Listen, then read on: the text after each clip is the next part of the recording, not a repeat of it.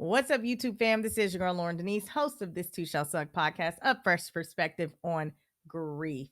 So, listen, I really grieve technology sometimes, okay? Because this episode, we're going to be talking about the grief of a living parent. However, let me tell you why I'm grieving technology, because my whole video that I did completely just like bombed.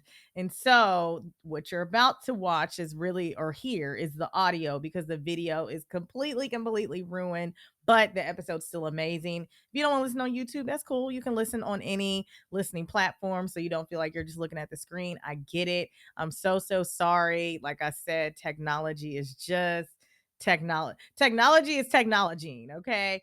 But it's still an amazing episode. We talk about, again, the grief of a living parent, whether you have an estranged relationship with them. Maybe you have been caregiving for them for a long time. Maybe they are sick and declining, and that is a whole nother grief in itself, right? And so it's a really good episode. I have Dr. Kurt on there, amazing therapist, talking about all the things. I mean, listen, get ready to get your edges gathered, but I did want to let you guys know up front. But as always, leave a comment, let me know what resonated with you the most, and I hope you and guys enjoyed this episode.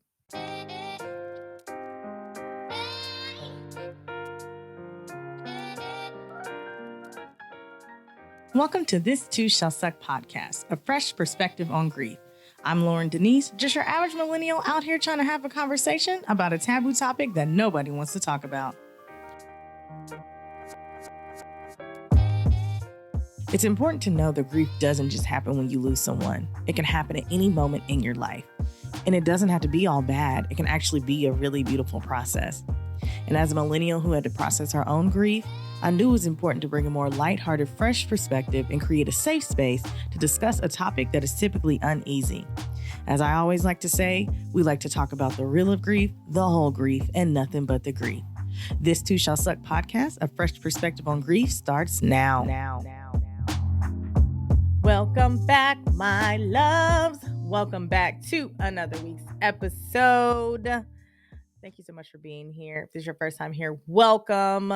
Thank you so much for being here. If this is your 45th time here, it's not even 45 episodes. But if you are rocking with me again, thank you so much for being here. I love you. Okay. So today we are going to be diving into a topic that you guys have been in my DMs about, have you been in my emails about, sending me literal text messages about. We're going to be diving into the grief of a living parent. So obviously I know the grief of, losing a parent, but a lot of you guys are like, what about you're grieving a living parent, having that estranged relationship with them, or even taking care of them for so long and watching them decline? Like, I help, Lauren, send help. So I definitely wanted to give this the space and light and time that it deserved. And I definitely wanted to bring on a professional, an expert in this area, to be able to give you the best advice that you can. I know we're going into this holiday season, and so I really wanted to make sure that you had the tools necessary to be able to kind of navigate and think of, just have some different thoughts, we're getting close to the new year, which is crazy, but getting close to the new year, and really just thinking about different things, opening your mind to different things, having different conversations, right? And so I'm really excited to bring him on. His name is Dr. Kurt, and he I met him at a couple events that I have managed. I do event managing as well, and so I was managing the events, and he's actually one of my clients counselors or therapists. And so every time he speaks, I'm like, oh my gosh. And so I told him, I was like, I have to have you on the show. Like, I literally have to have you on the show. And he's wonderful. He snatched me up. And when I say snatch me up, like mentally snatched me up at an event one time because I was really struggling. And I was like, yeah, and this and this person. And he's like, oh, okay. And he gathered my edges politely and was like, okay, so what about this? And was this person, is this there? Like, he gathered my whole spirit. And I was like, you know what? He right. And walk smooth with it. I was like, you know what? I can't even say nothing because he right. He's right. He was so right. So I'm super excited to have him on. So be prepared to get your edges snatched. Okay. So but no, he's really, really good. So, really quick, y'all know I love to come with the facts or something to give y'all. So, I was looking for really the percentage, if there is a percentage, right, of people who have a strange relationship with their parents. And so, an article came up from the New York Times, and it was from July of this year. And they were talking about what they feel like is ripping American families apart. And so, according to a study, research shows that at least 27% of Americans are estranged from a member of their own family. And research suggests about 40% of Americans have experienced estrangement at some point, which is crazy. So, even though you may not have been the one to be estranging, I don't know if that's the word. We're just going to roll with it. The one to be estranging, at least 40% of Americans, per se, have experienced some form of estrangement. And of course, the most common form of estrangement is between an adult child and one or both of the parents. And the cut is usually initiated by the child. So, again, obviously, that's why it's important to have this conversation, because a lot of you guys are like, listen, what about grieving a living parent? I don't have a relationship with my dad, or, my mom was ran out, or, when I was younger, right? And so, um, this is an old study, but it says a study published in 2010 found that parents in the US are about twice as likely to be in a contentious relationship with their adult children as parents in Israel, Germany, England, and Spain.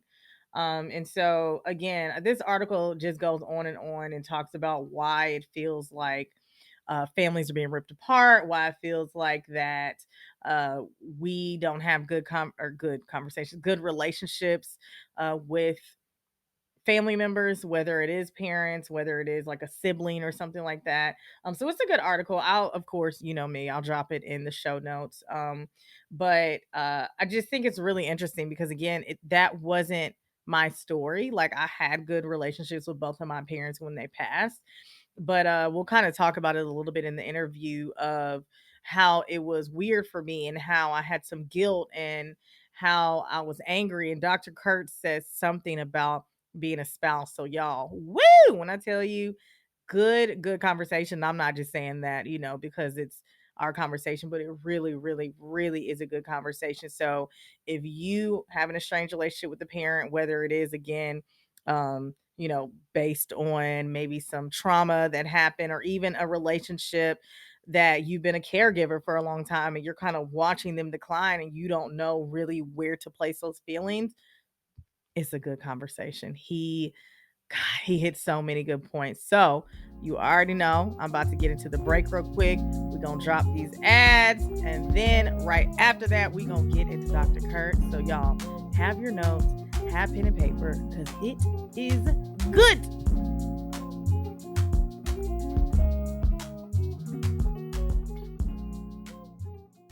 Are you listening to me right now and saying, you know what? Like, I really think I have a voice and I have an amazing purpose and I really want to get it out there and I think I can create a podcast. I'm going to stand here and touch and agree with you and say that is true. I definitely believe that as a millennial, you have a voice, you have a purpose, and what better way to get it out there and help change the trajectory of somebody's life than with a podcast? But I know you also are like, I don't know what to do. I don't know where to start. Send help. So what I did is I created the Purposeful Podcast Playbook. All this is a playbook that has the three strategies that millennials like myself and others are using to create a podcast around our purpose. And not only that, turn those downloads into dollars. Because let's be clear, we love to be a visionary and love to help as many people as possible. But we also need to pay our bills. And so all you have to do is go to www.purposefulpodcastplaybook.com, enter your name and email, and you're going to get the playbook sent to you completely free.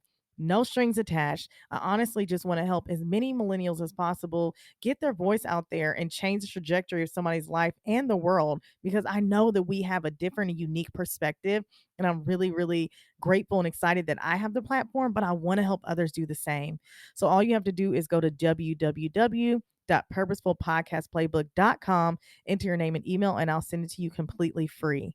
I cannot wait to hear about your purpose. I cannot wait to hear the vision, and I cannot wait to hear your Purposeful podcast. Again, go to www.purposefulpodcastplaybook.com, enter your name and email, and let's get back to the show. All right, guys, we are back. And like I told y'all, I'm so hyped to have this next guest on. I met him some months ago at one of the events that I was managing, and just an amazing human being. And like I told y'all, he definitely got me together at this last event because I was in my feelings, and he definitely had to he had to therapize me real quick. Okay, but it was needed because I was like, you know what? He ain't lying. He ain't lying. So I knew I had to bring him on because you all have hit me up so much to talk about just the grief of a living parent. So I'm gonna read his bio and then we're gonna get right into it.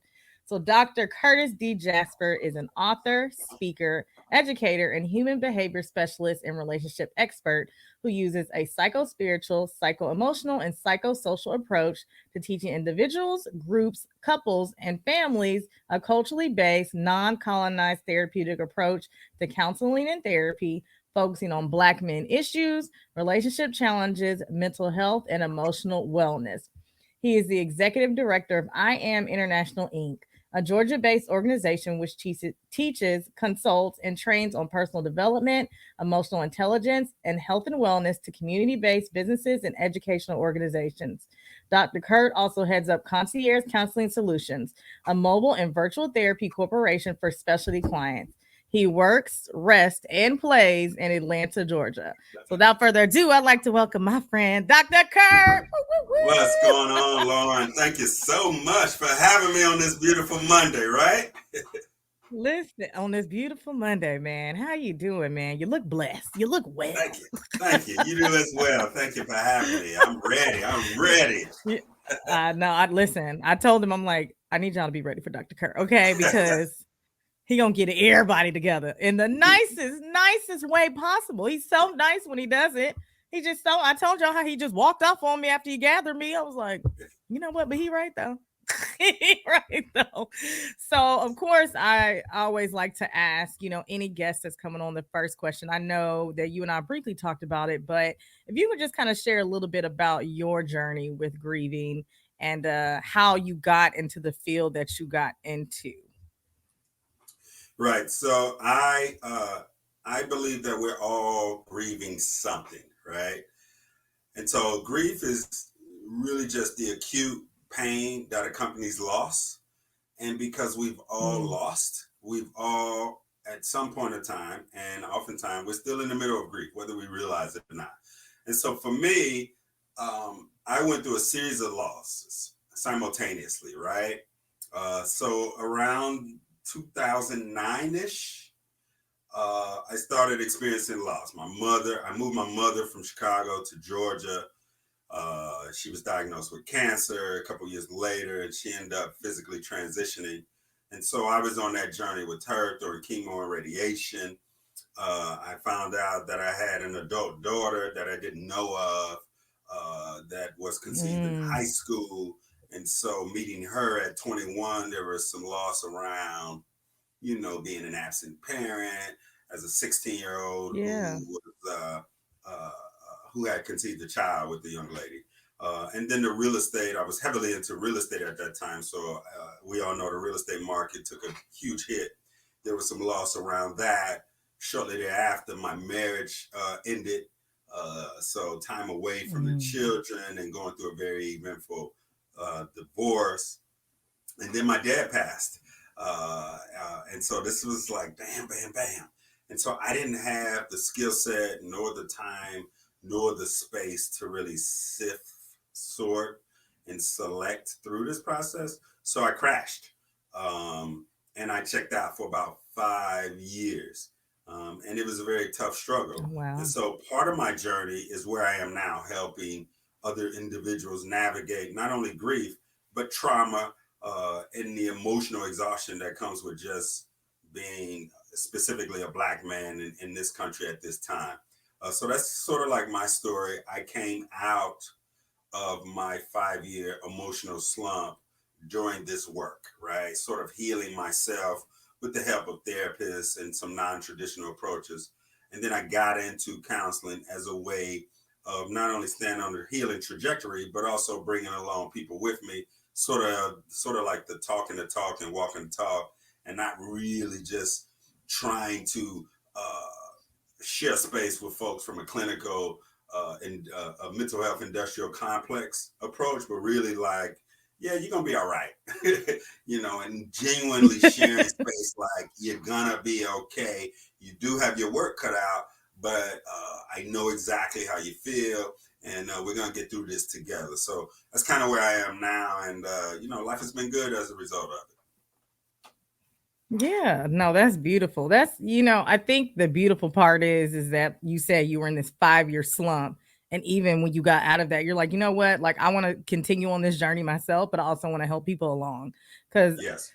I know obviously that's something that I'm trying to do as well, obviously in my own grieving journey with losing my parents as well and trying to help people along. But like, what are those people who are listening saying, okay, I'm in that emotional slump. Like there is no way that I can see myself, number one, getting out of this slump, and number two, trying to help anyone else do that. Like, what do you say those people are like, I can't get out this slump. Like I'm gonna just stay here, like I'm cool with it. Well, you will get out of it. I do identify with the current feeling of saying, doesn't seem like this is going to end no time soon. So pain in the present is hurt, right? So the hurt Mm, is different from anxiety and anger, right? Pain in the future is anxiety, and then pain sort of in the past is anger, right? So we have hurt, anger, and anxiety all coming in different waves, right? So we don't feel safe in our own bodies. We don't feel safe in our own minds. We cannot conceive of how things were prior to this pain, this hurt, this anxiety. And so the mind tries to signal the body, like, yeah, you're going to be here for a minute. But it's really not so. I mean, you're going to be here for a little minute, but there is hope and there are right. things you can do. And the first thing to do is to accept and allow, right? And so not just Mm, accept and allow. And because we don't like feeling bad, Lauren, we try to do everything to keep from feeling bad. No one has taught yep. us to just be with it, right? And so we're afraid. To No, just no, no, we're feel. hurt. We Just are feel. afraid. Yeah. So it's a heaviness. And then the second part is we think that we're alone, right? So the real basis of trauma is not necessarily the crises or the current experience that supersede our level of consciousness, but the feeling of being alone is what's really traumatic, right? So if you go through a divorce or lose a parent, yeah, you've heard of people that lost parents, but in this moment, you cannot conceive that anybody else feels this type of pain this way.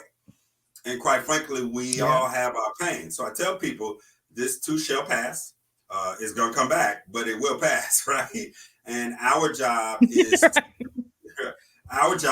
do the work to feel safe, to feel some sort of management control, that we have some level to influence when it gets tough or when those days are heavy or when those moments are heavy. So I'm here to tell people, as I do every day for a living, yeah, it's gonna be tough, but you tougher.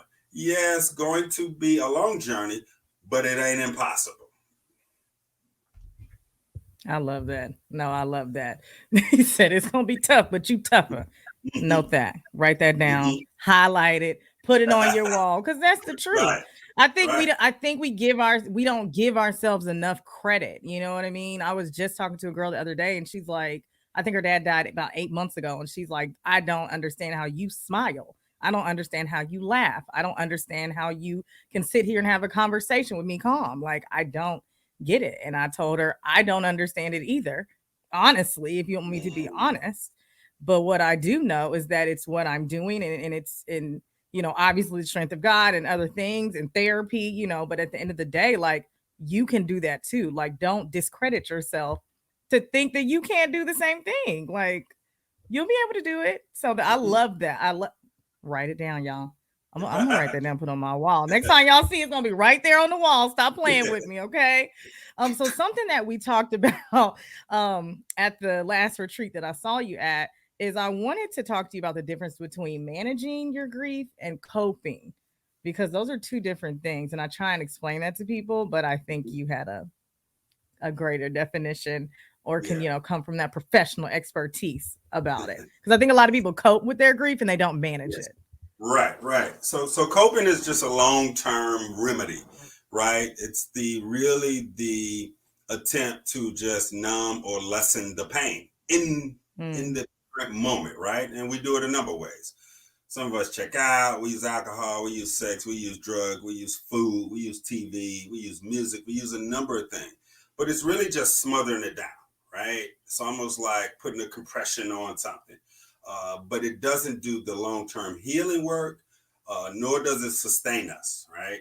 And so, um, although it may seem to work and people go back to it, they think that it works, right? Like they think that continuously putting that band-aid, ripping it off, putting that band-aid on is the healing approach.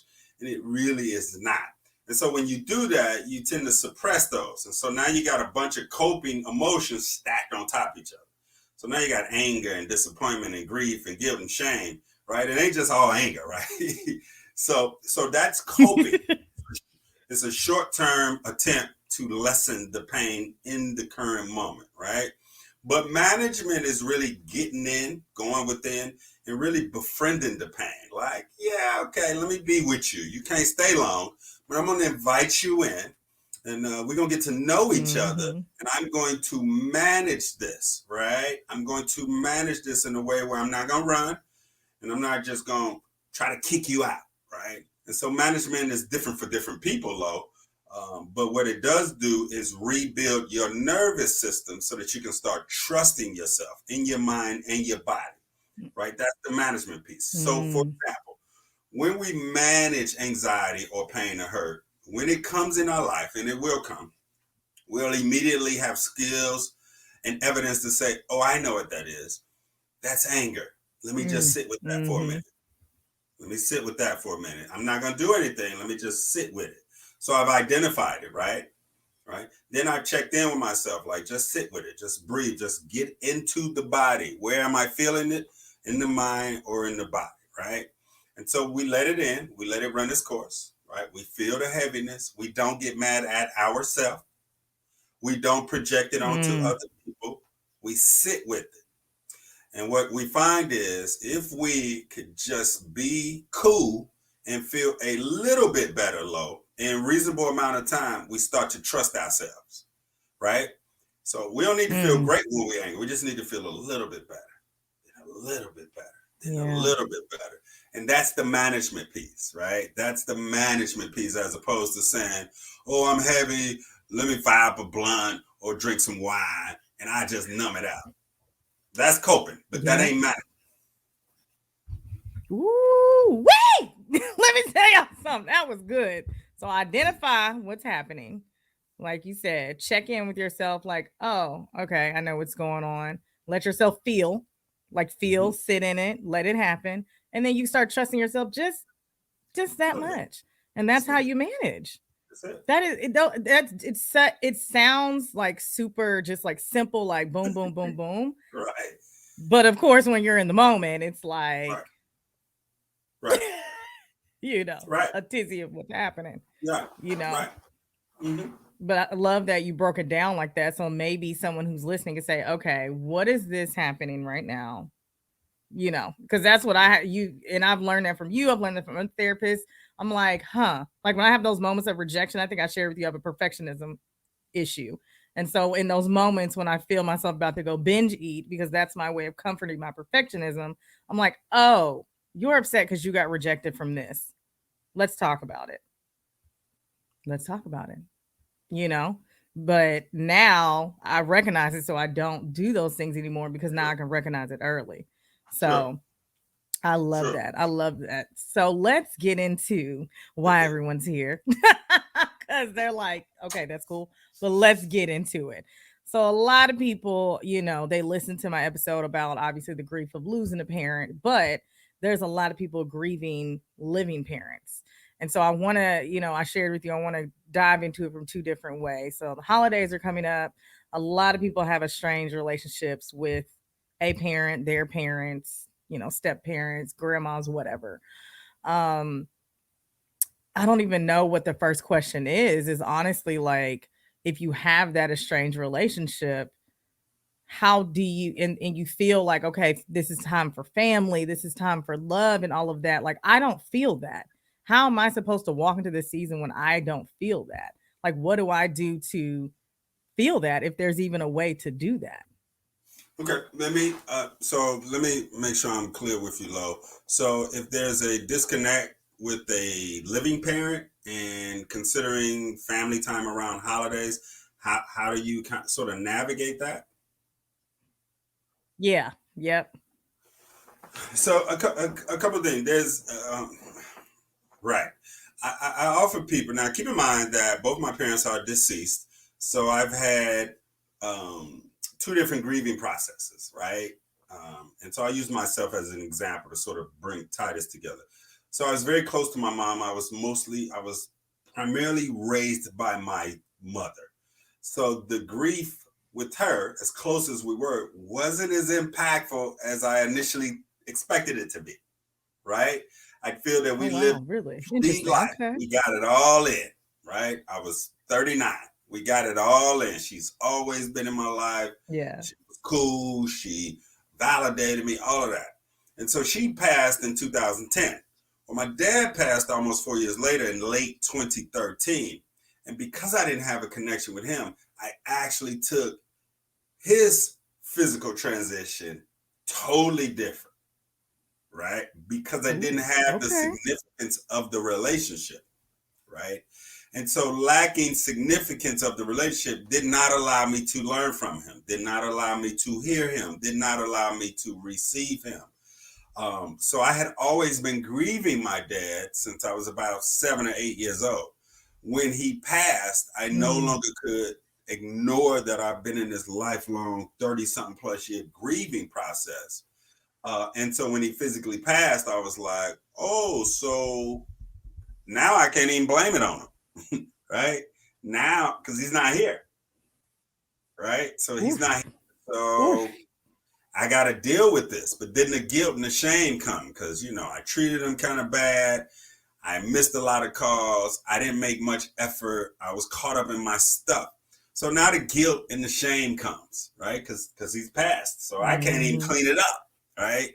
And so for me, that was sort of a cliff notes of my my grieving processes with two different parents, with two different relationships. I work with people every day who currently are grieving their parents for different reasons and in different ways, right? Some of them, their parents have had health challenges. They no longer are the same. There's grief around that, right?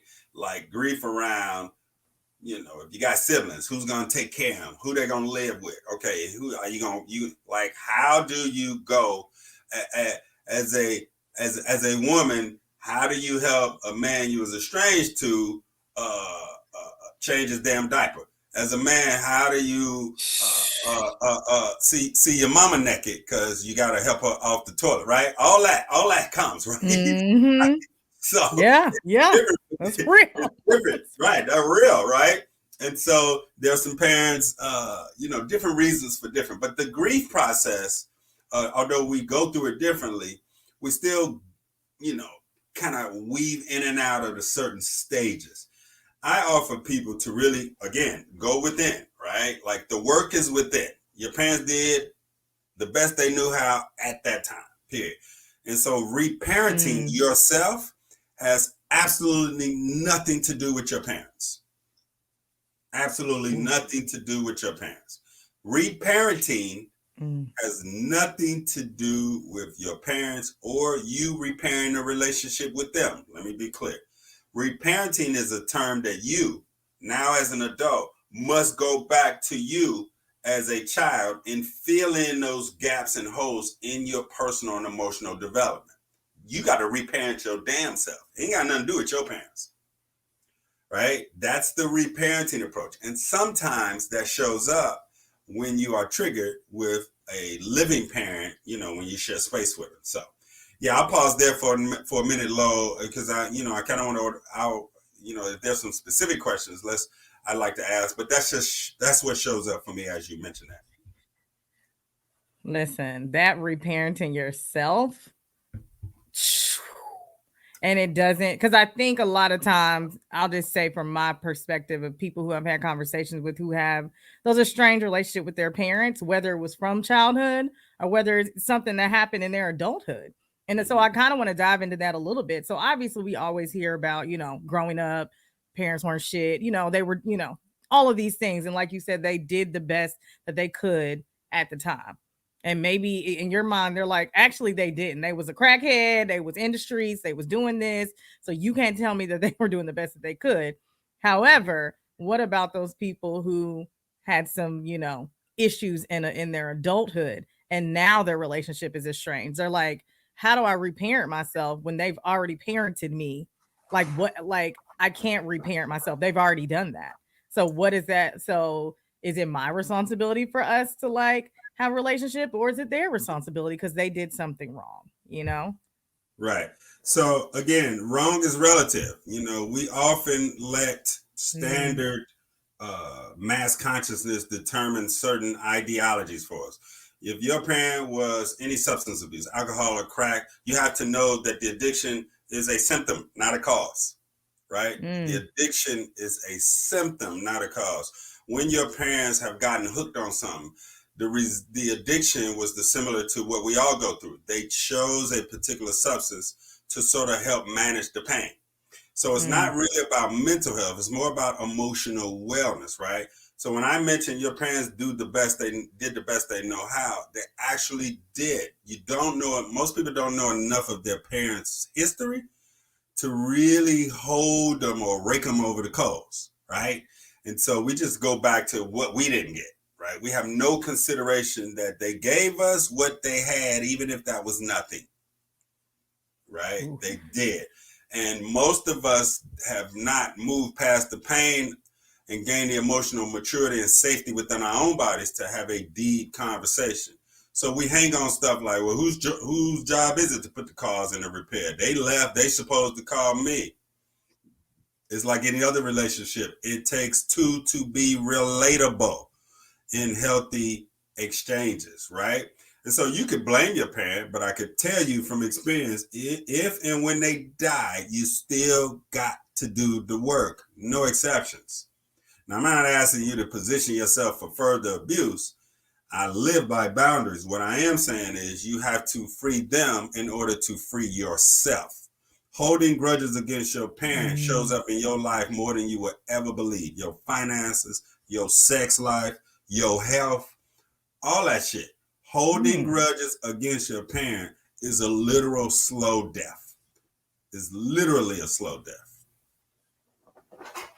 That's interesting. I did not know that. I can imagine it showing up in your relationships and how you have romantic relationships, but like your finances? Yeah. What you mean, Dr. Kurt? So I mean, How, so Sway? yeah. So there are a lot because good. Keep in mind that let's say you grew up from a background of meager beginnings, and you somehow position yourself to get the bag, but now you got more resources, so now you numb out, Uh, right? So now you numb out more. So now you hyper consumer. Now you got money for drinks. Now you got money for whatever, right? And so we none of you just found a different way to sort of hijack yourself, right? So there's variations of this, right? The example you mentioned, Lo, like what happens when you get grown and then something falls out. If you fall out with your parents as a full-fledged independent adult, chances are something has been suppressed for a long time, right? mm, Very long time, right? Lots of us, my peers, are not fully grown in front of our parents for whatever reason, right? And so things happen, right? Because your parents, they who they are. But I'm not saying it doesn't happen, Low. It's rare that I find somebody who fell out with their parents as an adult who had a solid relationship with them coming up. that's true. You make Now valid that's points. my experience. Like Now I now that think I'm that's thinking about it, I'm like, yeah, no, I mean, you make valid points. Everybody who has come to me and like, oh, my mom, and then they tell me like, about a childhood, I'm like, Okay. Well, this makes sense. You've been mad Yeah, at her since you were 15 years old. right, And now you have a family. And so you feel like you can shut her out of the family because, you know, correct. boundaries. And I want to talk a little bit about that too, because I believe in boundaries as well. I think it's really important to have, especially when you're going through any type of, I'll say, heavy part of the grieving process. Um, but I also feel like sometimes people use the excuse of boundaries as a reason to not repair a relationship, Right. right? In your professional expertise, have you seen that happen? And if so, is there a way to use the boundaries in a healthy way and not like use that as an excuse as to why you just want to be a butthole? You know what I mean? Right. Right, right. So we often take these new age, current trending words and phrases and tailor make them to ourselves, right? So we'll take, it could be Yes, hyper Lord. masculinity, toxic masculinity. It could be whatever. Toxic. Yeah. Yeah, toxic, right? All of that. Yes. We'll take that and we'll brand ourselves with that, right? So let's use boundaries for a minute. Like, Mm, oh, you know, we don't really. Here's my definition of boundaries.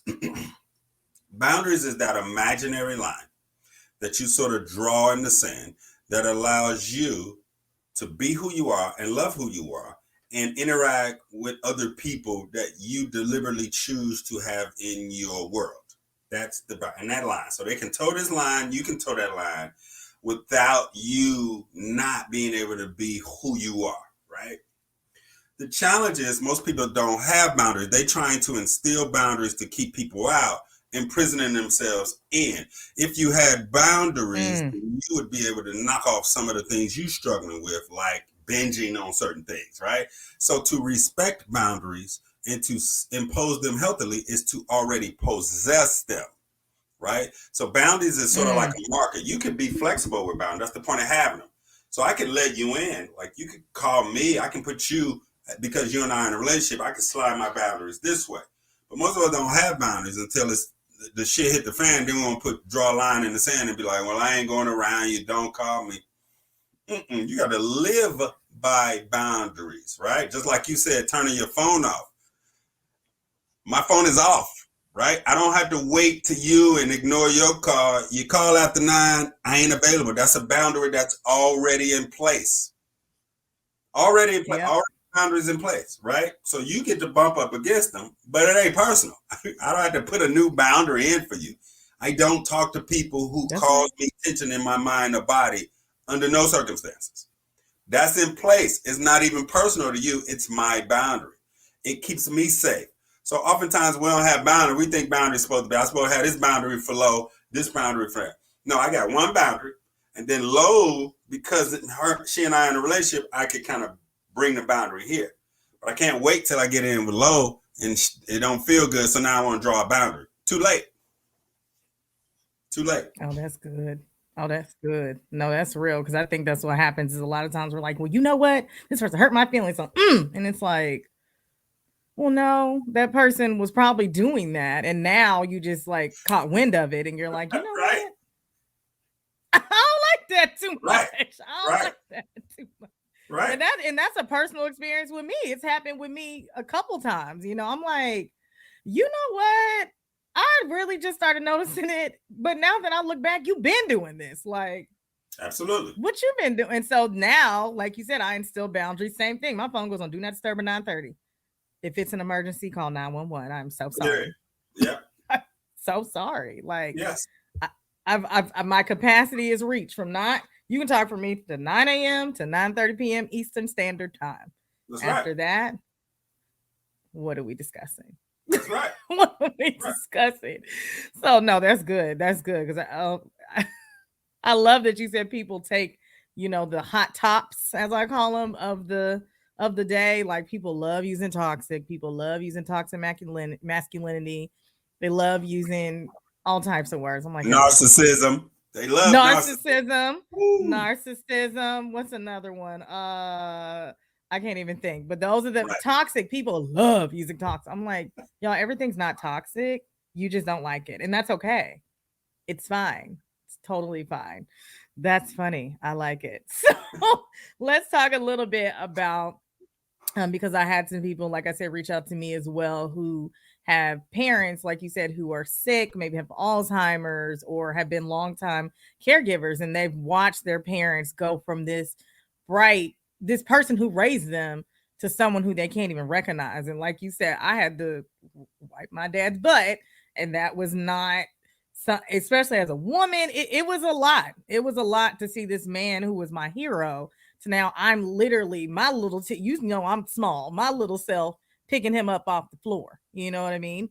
So, you know, those people who are, you know, going through that, like, what is some maybe advice that you can give them to say, like, I get it, like they're from here to here, but you know, what do you So, do? right. What do you do? So there's a lot that comes with that, right? There's the grief process. Your parents are not who you've known them to be, which means from here on out, the way you interact with them will be different. And we get mad at them. We get Mm. mad at them. We get mad at ourselves, right? We really get mad at them. Like, damn, really? Like, and Right. then the guilt comes like, how long I gotta be here to wipe your ass? Like, but then if you die tomorrow, I'm gonna feel bad. Yes, All of that, all of right? it. And so Yes. there's the guilt and shame. Like when I needed you, you wasn't there, but now you need me and you want me to be here. Like it's all that. It just depends. It's all of that. As and then on top of that, you're experiencing what's known as compassion fatigue, right? So if you're a care provider Mm. for your parent, you're exhausted by having to be compassion in the form of being a nurse, wiping their asses, making sure the nurse comes over, paying their bills. So now you got to get help to be your best self to provide for a parent. And you don't like the shit, right? You getting wrote up at your job. You got to put your private business on hold, right? Because you now have Mhm. to show up differently. You got to put your life on hold, right? And there are people who take care of their parents 10 to 15 years. Some parents die Yes. immediately, but Yes. some of them, they rock out with Alzheimer's, they go. We don't, And I they don't and they know. in that thing. Correct. So now you become sort of like a spouse to a parent, right? You got Mm. to pay the bills, Ooh. you got to add, and that's a whole nother grief because now somehow you got to do for better or for worse. Till death do y'all part, Mm. in sickness and health. That's a hard one. It's a hard one. You need all the therapy that you can get. All the therapy. Like all the therapy. Mm-hmm. Listen, I didn't even look at it from that perspective. That you not only are you kind of parenting the parent, but now you are, like you said, the spouse. Right. I just had to sit with that one for a second. I Right. just had to sit with that for a second. I'm like, Mm-hmm. Yes. I mean, really. I mean, I'm sorry, y'all. I just had to sit with that. you on the accounts, right? You're the beneficiary and the co on the accounts, like all that. You got to deal with Social Security, Medicaid, private insurance, yeah. Yes. And you don't like it because you I mad as hell. and you You don't love them, like you it, but love then your you feel parents, but guilty.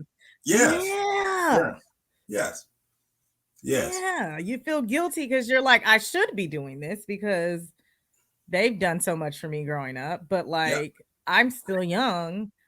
I still want to do things. Or even if you're not like young, what is young? But you know, right, like I should be living my life and doing right, this. And I remember vividly one time my dad was in the hospital. This was like when he was on his way out. And I went to a concert and my sister came in town. And I was like, hey, can you stay there? You know, because we were around the clock with my dad. And so I was like, hey, can you stay there? And I went to the concert and I cried at the concert because I felt terrible that I had the audacity to be having a good time when he's in the hospital fighting for his life.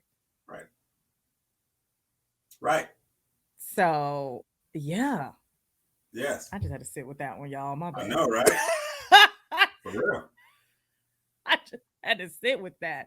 That's right? crazy, you know, because like you said, for those people who definitely have had a parent that has been, like you said, rocking out with their cock out for 10 years. So I think we looked at it from the perspective of like having the estranged parent. and like having to take care of them. But what about like for me, like me and my dad had a good relationship. It was still weird, obviously, to do all those things. But what about that person who's like, this is my rock and I'm having to do all this? Like, we don't have an estranged relationship. We're great, but now I have to do all this. Like, how am I supposed to manage that? Because like you said, I love them, but like, and I'm not mad at them or any of this, but how am I supposed to manage that? Right. So the management piece, outside of taking care of them, is to manage your own emotionality. Right. That's the real work. Like, how do you sustain emotionally as you provide this level of care?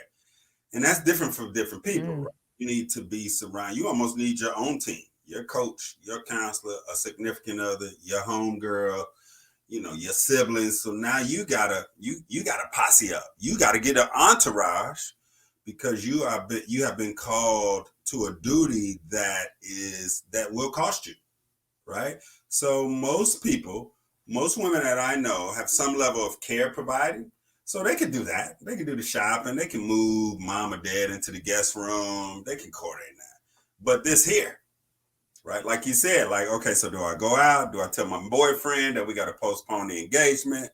What do I tell the kids? Okay, so when I go out, do I drink 2 glasses of wine? Do I get drunk or not drink? Because the call, like, you have that, hmm that emotional roller coaster, and being able to support yourself is what I find most challenging for people who are caregivers. And that comes down to compassion fatigue. Like, I'm exhausted trying to manage it and me, right? Mm. Even for single women, right? So, yes, a lot to that. But what I found is it's the emotional management outside of, the regular duties, right? Because when you physically doing the duties, when you get tired, you just rest, right? Like you said, you call a sibling in, like, okay, you got to get this weekend. I'm tired, right? Most people do that. Right. You got to Right. have, but Right. the emotional roller coaster is what we really need assistance with. Oh Yeah, yeah. No, that's good. And I wish I would have had that because like you said, I didn't have like a significant other or anything, so that was hard. And I right, wish I would have started therapy then, but hindsight is 2020, right? right. But yeah, it's important to have that squad, Hmm. okay? Cuz you're going to be tired. Exactly, Tired. Okay? exactly. Like tired. Yes. And I was in school, so it's like, yeah, you're gonna be tired. Even if you're like, you know what, like I don't have a lot going on. You may not have a lot going on, but you have a lot going on in your mental. So For sure. yeah, like he Agreed. said, squat up. Yep. Squat up. So I For want to sure. talk a little bit about, for those people who have kids and they have this estranged relationship with their parents and they want to like have a relationship because they want their kids to, have a good relationship with their grandparents, but they're like, I still don't trust this person. And I don't know if I trust this person around my kids because I couldn't even trust them around me, and they kind of feel bad. Like, how do they work through those emotions? Because I can only imagine adding kids is a whole nother layer that obviously I don't know anything about. So, Right. So I'm a grandfather. So what I do know is we become better parents as grandparents, right?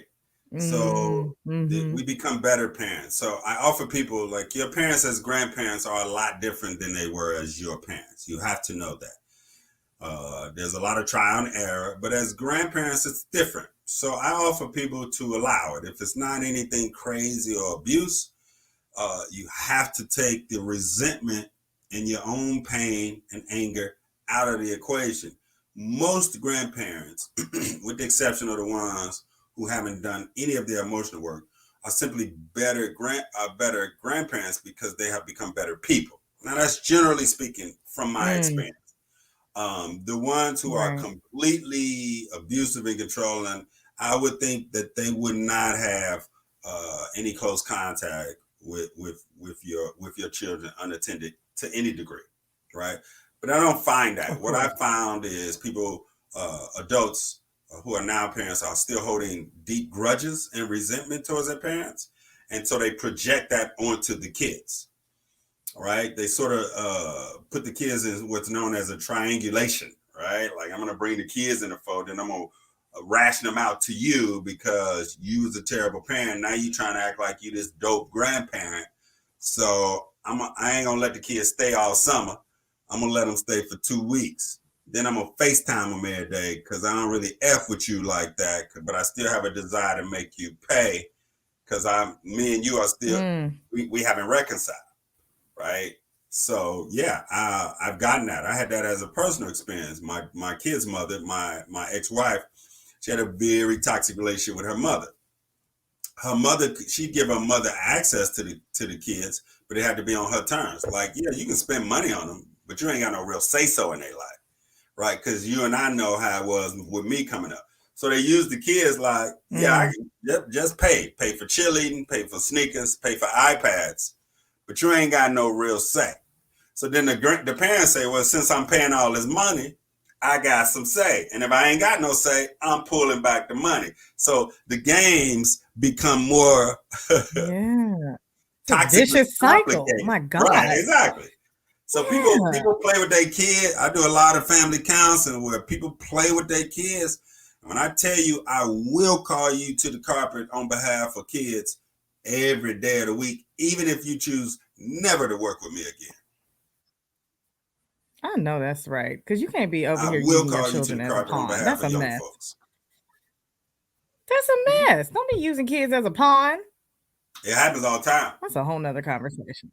It is. That's It crazy is. though. But my point is the work And it's sad. between the work hadn't been done, so it's still there. Yeah. Yeah. No, that makes sense. That makes a lot of sense. That's crazy. So hopefully if you're listening, you are not doing that. But if you are, you just heard Dr. Kurt. Don't do that.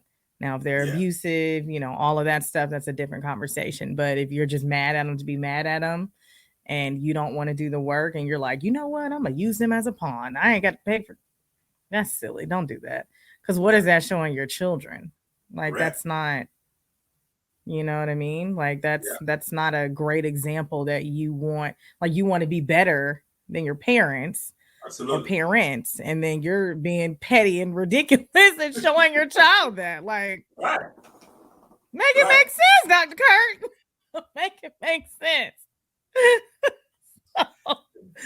I try my best. But yeah. He said, I try to make it make sense, but these folks here, I don't get it. So, I want to ask, well, really, I guess this can be the last question. I mean, this is such a good conversation. I'm like trying to like keep it at bay, but I'm like, we'll talk all night. Let's get it. I know. Listen, I'm like, because I know a lot of people are listening to this who are struggling with that, and it's not something that I necessarily struggle with growing up, but I do know a lot of people who struggle with that currently. And again, going into this holiday season, so 2 questions. So the first question before I get to my last one, for that person who has gotten this far and it's like, you know what? I think I do want to reconcile. Holiday season's coming up. I don't want to take any of this into 2022. What do you say to them if they're like, I'm ready to have a conversation with my estranged parent, but I don't know how to start because I'm afraid that they're going to either like reply or respond or react in a certain type of way. And I don't want none of that, but I do want to at least open it up. Like, what advice would you give them to be able to at least start the healing process in their relationship with their estranged parent? That's a great question. So I think therapy, let me be clear. Straight point is therapy, right? What we are not accustomed to is a term called paired therapy or paired counseling, right? I do a lot of work between mom and sons, right? Daddies and daughters, right? Of all ages, right? And so the relationship has been ruptured for quite some time. Both parties have agreed to work on it, and they do it in a counseling session. Right? It's not couples, but it's paired. I've done it with siblings. I've done it with mother and sons, daughter and that. I've done it with a number of people. I've done it with grown men with their senior fathers, right? And what happens is if both parties are willing, it could really be great work in the presence of a skilled counselor or therapist, correct? And so what usually the agreement, the counselor gets to serve obviously as a safe space, but do some mediation and do some coping strategies and do some healing stuff. But it really, I just finished up with a son. Son is 36, dad is 69. And so what happens is dad came in with his posture. He from the old school, he a provider and a protector, but he missed a lot, right? And so the Mhm. struggling trying to Mhm. connect. So I served as an advocate to sort of get the son's message to the dad. And so the dad wasn't open at first. So then I put the son out and I was like, so me and the dad, we got to do 4-5 one-on-one counseling because I got to set you right. Right. And then I found I out know that that's right. the dad actually loved the son, but he had a lot of unhealed issues within himself. So sometimes when it doesn't work, I just split them apart. Right. Then I'm like, okay. So my oldest client is 77. I got 60-year-olds. So it's really I've seen tremendous family healing with the help of a skilled therapist. I mean, and I'm talking about either come to I've done work with families for 3 and 4 years straight in their living room. Jeez. The Mm. whole family, whoever turn it is, every first Everybody Sunday of the getting this month. work today. Yep. Right. Everybody getting this work. Correct. Once a month. Like after they do Sunday dinner, here come Dr. Kurt. Every first Sunday of the month, I'm in the living room Amen. for 2.5 hours with the entire family. That's a lot. Mm-hmm. But it's probably needed. Mm-hmm. It's probably needed. Yes. I mean, yeah, especially at their house, because people funny about going places and like being honest, Correct. but you at home. Correct. So be honest. Yes. So to your point with that though, Dr. Kurt, like, if I'm like, okay, you know what? I want to, okay, I found a therapist. I want to do this, but you have, like you said, the old school. I ain't on no therapist. I ain't doing all that. Well, I need somebody. Oh, you want to go therapy when you're crazy, because that is what happens a lot It in is. the Black community. Growing up, it was you not going to therapy because you're not crazy, or whatever the reason is. But like, how do you even prep them to be open to that? Because some people, a lot of our parents, they ain't with it. And I went to Dr. Kurt. Correct. I ain't gonna lie. Correct. So here's what I share with people. None of us was with it off the bat, right? Very few That's real. people. That's real. Right. None of us was like, yeah, take me to your therapist, or yeah, I'm going. That's not how it works. So what I offer people is, if you mention it, and it'll take some time. So I know people who have taken 6 months to get their family member into a session. And so I offered them to speak from the I standpoint. Not, we need to fix this, come to like, look, it really would mean a lot if you was just to sit in. You don't have to say nothing. I just want to invite you in the space that has really helped me. Now, the way to get your parent into session is they've actually saw the transformation in you the last 6 months, right? If you say, look, I went to one session, now I need to put you in there, then they like, no, I'll get you together first. Ain't nothing wrong with me. I'm old school. But for my Yep. young adults who have put their own work in, by the time they invite their parent for the 9th time, the parent's like, let me check it out because you are moving differently. The parent realizes, I can't even trigger you the same. You are growing up in front of my eyes. I don't even get on your nerves no more. Let me come see what the hell going on in this therapy session. Right? And then it's like, invite him in. And so by the time that happens, by the time the parent sits down with me, I'm getting them together. So now you are 30-something years old, but I'm getting your 70-something parent all together in front of you. And you like, see, I told you it wasn't all on me. Right? Right. No. Right. I told you. I would look. No, that's real. Right. So my short answer, Lo, is do the work first. Ask the parent. It ain't gonna happen overnight. Invite the parent from an I statement. It really will mean a lot. Can you just sit in, right? But make sure you're doing the work so you're showing up different. So now y'all same arguments ain't happening. So your dad or mom coming as they come, and you're responding like, you know what? I accept that. I agree. I hear you, Dad. I fundamentally disagree. Then they're like, what the hell's going on? So they see you moving differently. They'll come to your session just to see if you ain't drank the Kool-Aid, right? They'll just come to see what the hell going on, right? He's a cult leader. Mm-hmm. Absolutely. And then with me, I'm gonna phase them out. I'm like, Dad or Mom, would you have a problem working with me 2 sessions? And they like, all right then. I give you 2. I ain't giving Yeah. you no more than that. Right. Okay, Because well, what I take your found money at is that. when I split the couples up. So say for example, an adult comes with their parents. When I invite the parent to do one-on-one work with me, what the parent gets is their own sacred space. Like what the parent gets in their 67 is that they got unhealed childhood wounds. So now we're not talking about your son. We're talking about Mm. how you show up in front of your grown son, right? But you've been harboring this pain and guilt for 60 years that you ain't never talked to somebody with. Yep. I got a father and son. I I phased the son out, the 36-year-old son, the 69-year-old father. Man, him rocked out. He was like, my son got to get his own therapist now. I'm rocking with you. Oh. Right. Mm-hmm. No, he got to get his own through it. Sir, I brought you here. Relax. Exactly. No, that's good though. Listen, that is good, Dr. Kerr. You speaking real good in here, Dr. Kerr. You speaking real good in here. Cause I think that's important is that Yeah. you think a lot of times our parents are like, all right, but like you said, if it's like, you know what? That's okay. I don't agree, but that's all right. And they're like, Mm-hmm. now we would have been knucking if you bucking at this point. Like, who is Right. this?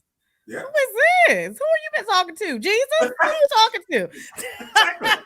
Exactly. Who you talking to? Exactly. Fine, let me go talk to this man. Who you talking about? That's exactly right. That's how it happens, Lo, for real. No, that's real. I Yeah. love that. I love that. So, last question, because again, I'll sit here all night and we can talk about it because it's so good. Last question for anyone who's listening to this. I always like to ask anyone who I have on, what do you want to be the biggest takeaways that they have from listening to this episode, on the grief of living parents? So I often remind people, right, to accept grief as a natural part of human existence, right? We are all grieving something, right? And grief is the acute pain that accompanies loss. We are all grieving something. Most of us are grieving. We got compound grief or stuff we ain't even unsettled. Broken hearts from previous relationships, not making a basketball team, not finishing that master's program, failing that business, divorce. So we all grieve in something, no exceptions to that. If you can work with someone who can really support you in grief, because within your grief is traumatic, within your grief there's guilt and shame. If you could have someone unpack that for you, that alone will change your life, right? That alone will send you back to yourself in a relationship that you didn't even know was possible between you and you, right? So the work is the grief. And within the grief work is the trauma healing. Within the grief work is you learning how to trust yourself emotionally. Within the grief work is you letting people off the hook because you're really doing your work, right? So I often tell people like nothing has to be wrong. You don't have to wait for a parent to die to get into some form of counseling or therapy to start the grief work. If your relationship is slowly declining between you and your parent now, the grief has started. The grief Mm. has started, right? And so it may be helpful for you to sort of not get in front of it, but to weave some type of support as you're going through this grief stage because it's going to be a rough ride. And let's just say, as many people do, Lo, let's just say you somehow able to hijack this grief process. You've somehow numbed your entire nervous system. Oh, it's coming, baby, because it's in there, right? So you may go another 3 years. You may not go another 5 years, right? But don't wait till that doctor say you got some congestiveness around your heart or something like, you know what I mean? Don't wait and you thinking like, oh, this is, I should have been eating. Mhm. No, grief, unmanaged, unhealed grief will kill you. It will kill you. It will kill you. It has manifested more addictions because people numb the pain. That'll kill you, right? Right. So you ain't dealt with your grief because your uncle touched you at 8 years old. You struggling with drugs, right? You shorten your lifespan. Grief is the work, no I don't have exception. nothing else to say. Yep, grief is the work, no exceptions. Grief is the work, no exceptions. Grief is the work. No exceptions. I forgot nothing. Yeah, so because it's such look, there's seldom a time when I'm speechless, okay? Because talker. But Dr. Kurt, I wish I could slap you through this slap you straight through this computer. Okay? Grief is the work, no exception. Because, like he said, it will kill you literally. Whole body be toe up, high cholesterol, high blood pressure, congestive heart failure, gaining weight. Don't. Anyways, I'll be on Correct. here all night. Dr. Kurt, Correct. let me tell you something. Thank you. Like, honestly, from the bottom of my heart, thank you for being here. This was, oh my gosh, so many amazing gems. Like, I'm already thinking in my head, like, I don't even know which was going to be the clip because there's so many good clips. It's going to be like 27. Like, so many. So many gems are dropped. So, Dr. Kurt, if people want to get in contact with you, if they want to, I have now, you only do counseling in Georgia, correct? Or No, I virtual? do. Can they be anywhere? I I don't know how do. that works. Yeah, I do virtual counseling all over the world. Like I got Oh, servicemen overseas. I got everybody in different states. I've been doing virtual counseling when Skype was a thing years ago, long before the pandemic. come on, Scott. Yeah, well, Before it Skype, was right? cool. On Skype, right? So I work with clients all over, right? There are no patients, they're clients, right? We healing as we go in real time in our lives. And so yeah, people work with me all over.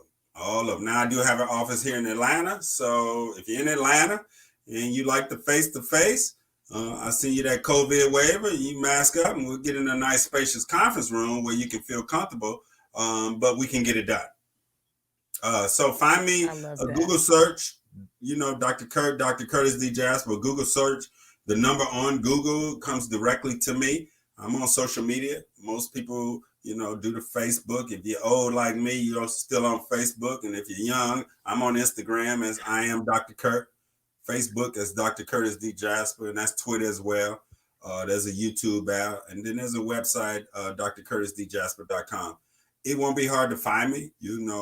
What I'm committed to is collective healing, specifically for Black men, Black families, Black solidarity. But I got plenty of other folks, and I don't disqualify for them, but I'm committed to the ones I know need healing because of a historic damage that has been done. And I'm unapologetic about Oh, no, that's right. I love it. that. Unapologetic about it, But like he said, I know there's a lot of y'all on here. We in 37 countries, so I know there's a whole bunch of y'all listening. He can help y'all too. Okay. Yeah, But as Black people, we definitely need to be out here talking to somebody. for sure.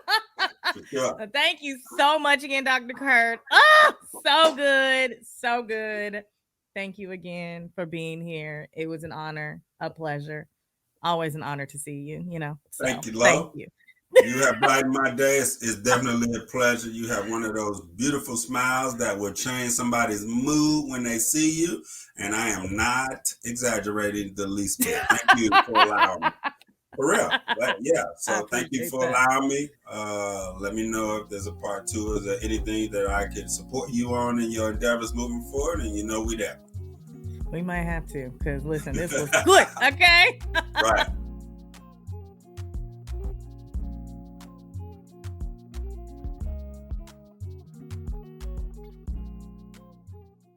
Woo! That was a good, okay, good conversation. Okay, just look at my little puff. My hair done shriveled up because he snatched it, okay? No, that was such an amazing, amazing conversation. And like I said, so many people asked me for this episode. And I'm sorry if he snatched snatched your scalp with it. Cause boy, oh my gosh. I don't even know where to start. Like there were so many things, so many gems that he dropped, so many, just so many, so many, so many. Isn't that a song? So many, something. No, I'm making it up. But anyways, one thing that I did want to touch on is when you're in those moments and you're trying to manage your grief instead of coping, because I think that was really important to just highlight again kind of the steps that you need to take, because in the moment, it's hard to kind of like bring yourself down, but if you can just kind of remember these, I guess, four easy steps, it's a lot easier to bring yourself out of that moment. So the first thing is that he said is identify what it is. Oh, okay, this is anger. Okay, this is sadness. Okay, this is happening because of this. So identify that and then allow yourself to feel that, right? Or excuse me, no, identify, then acknowledge it. So acknowledge it, like, okay, all right, cool, cool, cool, we're good. Allow yourself to feel it, allow yourself to sit in it, to process it, really understand it, allow kind of that wave to go through, and then give yourself a little bit of trust. You don't have to give yourself a lot. I always tell people a teach, like just give yourself a teach of trust, right? Um, because I've done that, like I shared several times before in those moments. I'm like, what is it really that's happening inside of me that's causing me to either react this way or to feel this way? Like, what is it really? And to allow myself to process that. And sometimes it's not a like you said, a process of like, oh, this one I need to feel good, but it just feel a little bit better to say, okay, all right, like you got it, like you can do this. And so now you can manage that grief. So I thought that was really important. And then again, there were so many things, but if you have a strange relationship with a parent, and you're like, you know what, like I think I want to start doing the work to be able to do that. Like you said, is really important is doing the work within yourself. And that's going to hopefully cause your parent to want to do the work with you as well and within themselves, right? And so I think a lot of times we get stuck in like, oh, this person did wrong. And like you said, wrong is relative, right? There's no like you're right and you're wrong. That's relative. What's relative and or excuse me, what's important is that you're doing the work for yourself because you want to heal within yourself to be able to hopefully heal this relationship with your parent, right? That thing that he was talking about is reparenting yourself. Oh my gosh, like I can only imagine having like what that looks like. Like we don't, well, I'll say specifically me, I don't have the tools to reparent myself. So there's no way that I could have had an estranged relationship with my parents and then they passed away, and just the turmoil that that would have caused in my life, and then having to learn how to reparent myself without that help. And so really doing that self work and then being able to go to your parent and say, hey, I want to do this work with you. It would really mean a lot to me if you would just sit in, if you would just see the growth that I'm having, if you would just listen in and then allow them to say, okay, I see the growth in them. So let me just go see what they're talking about. Like let me just go see what's going on over here, what Kool-Aid you're drinking, as he said, what's really going on. And I think you'll be excited and be happy and just really feeling the growth that can come from that, right? And so really just really working on yourself. I think that's the important thing here is like you said, grief is work, no exception. I mean, it's a lifelong journey. We're all grieving something, whether it is grieving that living parent who you've had to take care of for a long time, or you've watched them go from just this vibrant human being to, like we talked about, having to bathe them, feed them, wipe them. Like I had to do all that. So I get it. Like I get it. When I say I get it, I literally get it. You know what I mean?